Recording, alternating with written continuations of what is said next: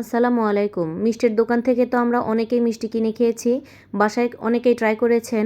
অনেকে আবার অনেক ছানা নষ্ট করে ফেলেছেন। এটা 100% কার্যকারী রেসিপি। এবারের ঈদে যেন এই মিষ্টির রেসিপিটি আপনার টেবিলে অবশ্যই থাকে। আর মিষ্টি তৈরি করার সময় অবশ্যই কম পরিমাণে তৈরি করার চেষ্টা করবেন। এতে আপনার মিষ্টি নষ্ট হবে না। চলুন এই কালোজাম মিষ্টির রেসিপিটি দেখে নেই। দেখুন আমি একটা কেটে দেখাচ্ছি। মিষ্টির ভিতরে রস গিয়ে দেখেন টইটুম্বুর হয়ে গেছে আর ভিতরটা দেখুন কত সুন্দর হয়েছে।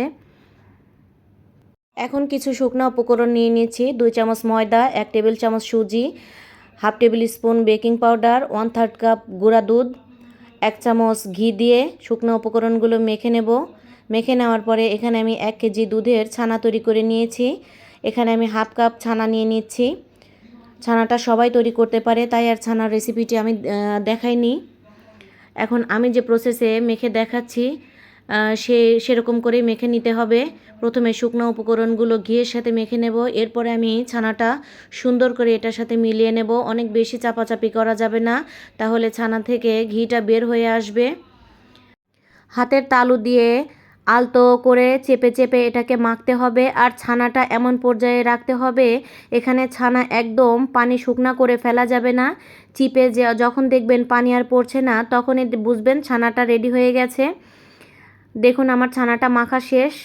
আমি এখন ছোট ছোট বল আকারে তৈরি করে নিচ্ছি। 1 কেজি দুধের ছানা আর সব মিশ্রণ থেকে এখানে আমি 9টা কালোজাম মিষ্টি তৈরি করে নিচ্ছি। আপনারা যদি ছোট আকারে করেন, আপনাদের 12 থেকে 13টা মিষ্টি হতে পারে। আমি এখানে যে সাইজটা দেখাচ্ছি সেখানে 9টা মিষ্টি হয়েছে আমার। এখন আমি মিষ্টিগুলোকে গোল গোল টুকরোতে কেটে নিয়ে শেপ দিয়ে নেব। হাতের তালুর মাধ্যমে শেপ দিয়ে নেব। আর মিষ্টির গায়ে কোনো ফাটা দাগ থাকা যাবে না। ফাটা দাগ থাকলে মিষ্টিটা তেলে দেওয়ার সাথে সাথে ছড়িয়ে পড়বে। দেখুন কত সুন্দর গোল হয়েছে।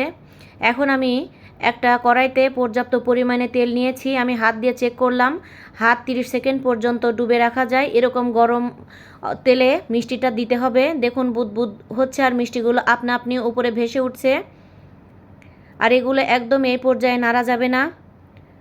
মিষ্টিগুলো উপরে উঠে নিজে নিজেই উল্টে যাবে। আর এই মিষ্টিগুলো একদমই ধৈর্য সহকারে ভেজে নিতে হবে, কোনো তাড়াহুড়া করা যাবে না। এই মিষ্টির গায়ে যখন হালকা একটা কালার চলে আসবে সেই পর্যন্ত অপেক্ষা করব এবং একটা খুন্তি দিয়ে তেল নাড়াচাড়া করব। এতে করে মিষ্টিগুলো সমান পরিমাণে চতুর্দিকে ভাজা হবে। দেখুন মিষ্টিগুলো কত সুন্দর ফুলে গেছে। এরকম খুন্তি দিয়ে তেল দুলিয়ে দিতে হবে। আস্তে আস্তে দেখবেন সুন্দর কালার হয়ে যাবে। এই পর্যায়ে এখন আমি চুলার আঁচটা মিডিয়াম হিটে দিয়ে দিচ্ছি। এখন মিষ্টিগুলো উল্টে পাল্টে সুন্দর কালার করে ভেজে নেব। কালো জামের যে কালার হয়, আমি মিষ্টিগুলোকে কালো করে ভেজে নিচ্ছি।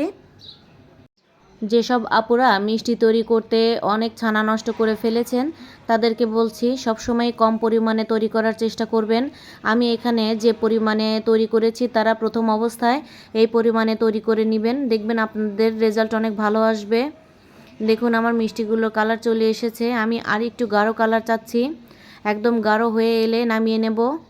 আর আমার ভিডিওগুলো যদি ভালো লাগে অবশ্যই লাইক কমেন্ট করবেন। এখন আমি মিষ্টিগুলোকে তুলে নিচ্ছি। মিষ্টিগুলো তুলে নিয়ে একটা প্যানে 1 কাপ চিনি দিয়ে দিচ্ছি। 1 কাপ চিনির জন্য 2 কাপ পানি দিয়ে দেব এবং দিয়ে দিচ্ছি 2টা সাদা এলাচ।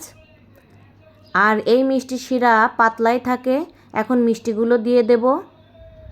মিষ্টিগুলো দিয়ে দেওয়ার পরে একদম ঘড়ি ধরে 2 মিনিট অপেক্ষা করব। 2 মিনিট পরে চুলাটাকে বন্ধ করে 1 ঘন্টা রেখে দেব। 1 ঘন্টা রেখে দেওয়ার পরে দেখুন এটা ফুলে একদম ডাবল হয়ে গেছে। এখন আমি একটা ইনস্ট্যান্ট মাওয়া তৈরি করে নেব। এখানে 1 চামচ ঘি দিয়ে গুঁড়া দুধটাকে মাওয়া তৈরি করে মিষ্টিগুলোকে গড়িয়ে নেব। দেখতে একদম দোকানের মতো, খেতেও কিন্তু খুবই সুস্বাদু হয়েছে। দেখুন কত সুন্দর হয়েছে। এরকম নিত্য নতুন সহজ ভিডিও পেতে আমার চ্যানেলের পাশেই থাকুন। লাইক কমেন্ট শেয়ার করে দিবেন। দেখা হচ্ছে পরবর্তী ভিডিওতে। সে পর্যন্ত সুস্থ থাকুন। আল্লাহ হাফেজ।